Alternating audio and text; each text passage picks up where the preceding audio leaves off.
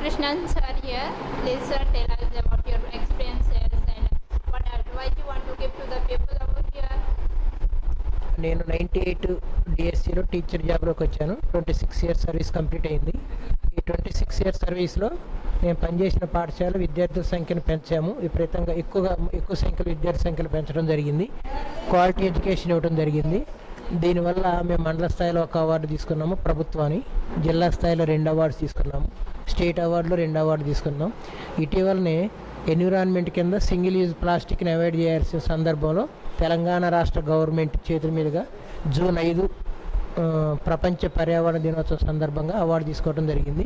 ఈ విధంగా విద్యార్థులు ప్రాథమిక స్థాయిలో నాణ్యమైన బోధన అందించడం కోసం మా వంతు కృషి చేస్తున్నాము. దాన్ని గుర్తించి వీరు ఈరోజు అవార్డు ఇవ్వడం జరిగింది.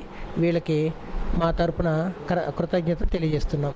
Thank you sir. Thank you for your presence. Thank you.